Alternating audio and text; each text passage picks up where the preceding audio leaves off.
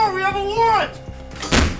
We're fighting back on every front against an enemy crossing into our country through tunnels, submarines, drones, even inside the human body.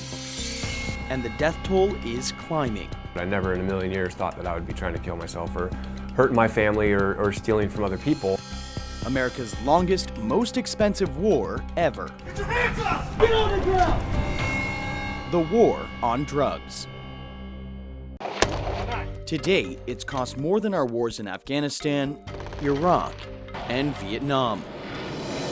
So after more than 40 years of fighting, I wanted to find out, are we winning this war?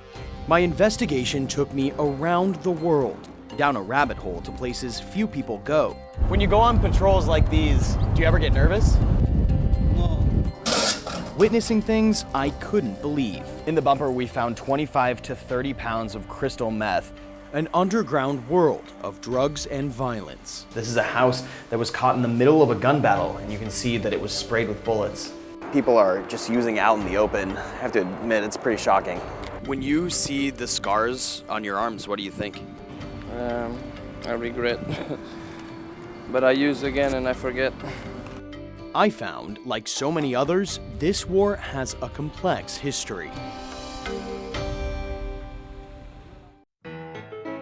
Recreational drug use really surfaced in the US in the 1800s, after the Civil War, and drugs like opium, heroin, morphine, and cocaine were legal.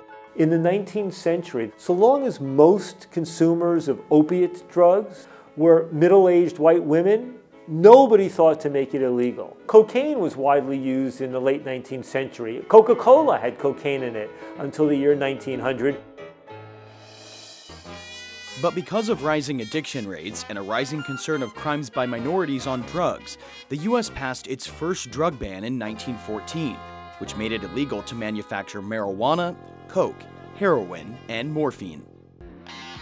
But what's considered the modern drug war didn't come about until the late 60s. The real beginnings of the modern American war on drugs was Richard Nixon. America's public enemy number one is drug abuse. It was a period where drug use was growing. You had a huge cultural conflict between Nixon and the older generation and a sort of younger generation that was being more rebellious. So that's when you saw the dramatic escalation of the war on drugs. In order to fight and defeat this enemy, it is necessary to wage a new all-out offensive. It was the height of the hippie movement. Free love and drugs ruled, and everyone wanted to appear tough on drugs. By 1973, the Drug Enforcement Administration, or DEA, was created to monitor drug production all over the world. And the concept of a drug-free world took hold, what's turned out to be an impossible task. We've heard the mantra, a drug-free world. Is that actually possible? No. Would you care to elaborate on No. that? Since 1971, the US has spent more than $1 trillion fighting the war on drugs, filling up half of our federal prison space with drug offenders. Yet nearly 1 in 10 Americans admit to taking illegal drugs regularly. The drug trade itself is booming. It's a supply and demand business. If we continue to demand the substance, somebody is going to supply it. In fact, the illegal drug business is a global industry that rivals the oil trade, reaching all parts of the world. If you dip your hand down almost anywhere from Australia, New Zealand to Europe to the Middle East, you'll find drug markets. We go after the biggest and the baddest of the drug dealers in the world. Not just in America, any place in the world, we're coming for you if you're dealing hard narcotics. But many are asking what this war is good for, saying fighting for a drug-free world is a losing battle. The war on drugs cannot be won. There's no way to win a war against a global commodities market. A recent report by some of the world's brightest minds, 21 Nobel Prize winners, has called for an end to the war on drugs, saying it's caused more problems than it's solved. An unfair jail system in America, an industry run by violent gangs who operate in the shadows, stronger terror groups, and no major impact on addiction or drug abuse. Is it time for us to surrender? War on drugs has got to end.